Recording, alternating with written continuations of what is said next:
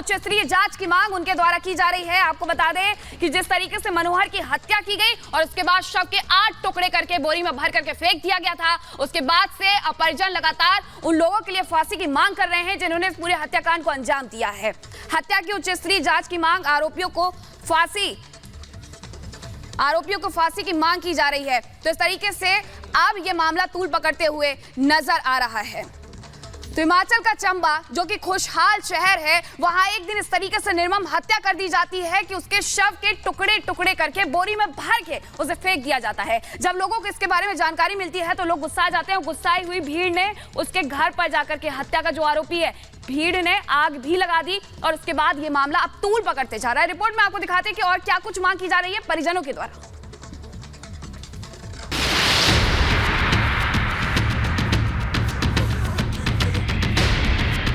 हरी भरी ऊंची ऊंची वादियों के बीच इस जलते मकान में आक्रोश की आग धधक रही है।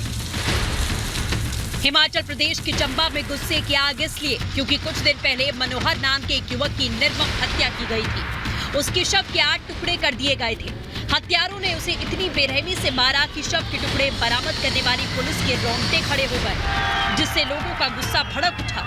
गुस्साई भीड़ ने आरोपियों के घर को आग के हवाले कर दिया। मनोहर की नृशंस हत्या कर दी गई थी जिसमें उसके शरीर के तकरीबन 8 टुकड़े कर दिए गए थे। यह पूरा जो मामला है यह प्रेम प्रसंग से जुड़ा हुआ बताया जा रहा है, जिसमें मनोहर का जो प्रेम प्रसंग है वो एक मुस्लिम लड़की से चल रहा था, जो लड़की के परिवार वालों को पूरी तरीके से नागवार गुजरा और इसी के चलते इस नृशंस हत्या के जो आरोप हैं वो इस वक्त जो लड़की का परिवार है उस पर लग रहे हैं, लड़की के भाई पर लग रहे हैं। और वहीं बड़ी संख्या में कल कुछ लोग जो हैं यहां पर पहुंचते, बताया जा रहा है कि तकरीबन 8000 के करीब लोग यहां पर पहुंचे और देखिए क्या कुछ हाल जो है इस पूरी जगह का उन्होंने कर दिया। ये घर जो है उन्हीं आरोपियों का है जिन पर मनोहर की हत्या के आरोप लगे हैं और पूरी तरीके से जो घर है वो इस वक्त आग के ढेर में तब्दील हो चुका है। गुस्साई भीड़ ने जिन लोगों के घर को आग लगाया उन पर मनोहर की बेरहमी से हत्या का आरोप था और ये जघन्य हत्या सिर्फ इसलिए क्योंकि मनोहर समुदाय विशेष की एक लड़की से प्यार करता था जो कट्टरपंथियों को रास नहीं आया। हत्यारों ने पहले मनोहर को बेरहमी से मारा, फिर उसके शव के टुकड़े टुकड़े कर दिए और बोरी में शव के टुकड़े को डालकर नाले में फेंक दिया। बाटा में सरकार और पुलिस और भाई बंधु सारे बस यही मेरी मिनती नहीं सारे का ना जमनोरे बाटा सही लेन फांसी बस जैसे हम तड़फे और नहीं तैसी दूसरी मामा तड़फे, जैसे ही रो रहे उन्हें तैसे दूसरे परिवार मत रोन। फांसी चढ़नी चाहिए मनोरे रे खूनी। जिसने मेरे बेटे का कत्ल किया उसको फांसी, और पूरा परिवार शरीफ का उन्होंने मेरे लड़के का कत्ल किया उनको फांसी चाहिए, फांसी। मनोहर का परिवार हत्यारों को फांसी देने की मांग कर रहा है, इंसाफ की गुहार लगा रहा है और इसके बीच सियासत गर्मा उठी है। हिमाचल प्रदेश के पूर्व सीएम जयराम ठाकुर पीड़ित परिवार से मिलने जा रहे थे तो पुलिस ने रोक दिया, जिसके बाद काफी देर तक वहां हंगामा होता रहा। बाद में जयराम ठाकुर लौट गए, लेकिन हिमाचल प्रदेश सरकार की कांग्रेस सरकार पर उन्होंने गंभीर सवाल उठाए। ये कानून व्यवस्था से जुड़ा हुआ विषय नहीं है, किसकी जवाबदेही आखिरकार। और हिमाचल जैसे जिसको हम देवभूमि कहते हैं, इस प्रदेश में इस प्रकार की घटना नहीं घटित होती थी, ऐसी चीजों को सुना नहीं गया, लेकिन ऐसी परिस्थिति हुई है और वो भी विशेष तौर से एक समुदाय के लोगों ने इस तरह की घटना को अंजाम दिया है और हमने कहा कि इस पर कार्रवाई होनी चाहिए। सियासत, बवाल और तनाव के बीच पुलिस घटना की जांच पड़ताल कर रही है। आरोपी पुलिस की गिरफ्त में है, लेकिन इन सब के बीच हिमाचल प्रदेश के पूर्व सीएम जयराम ठाकुर ने आरोपियों के खिलाफ एनआईए जांच की मांग कर डाली।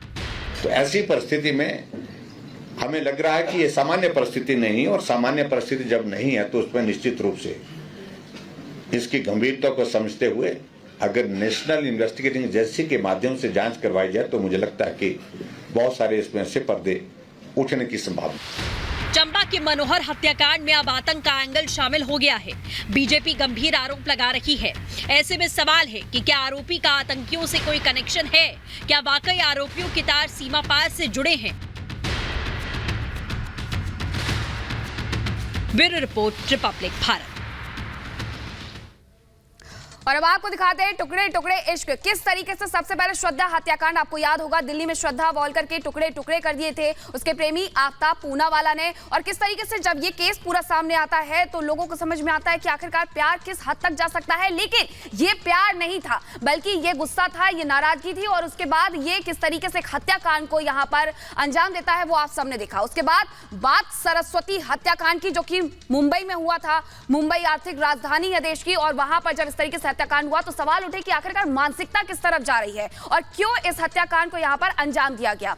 मनोज शाही जिसने की हत्या कर दी सरस्वती की, और सरस्वती वैद्य की हत्या करने के बाद उसने कई तरीके से उसके टुकड़ों को काट करके प्रेशर कुकर तक में उबाल दिया था और उसे फ्लश तक कर दिया था। इसके बाद बात करेंगे चंबा की। चंबा में किस तरीके से मनोहर हत्याकांड को अंजाम दिया गया, यह भी पूरे देश ने देखा है कि यहां पर भी टुकड़े टुकड़े इश्क देखने को मिला है कि किस तरीके से एक व्यक्ति जिसका गुनाह सिर्फ इतना था कि वो किसी और मजहब की लड़की से प्रेम करता था और इस वजह से उस लड़की के परिजनों ने उसकी हत्या की, और हत्या करने के बाद उसके शव के टुकड़े टुकड़े करके उसे बोरे में बंद करके भेज दिया था।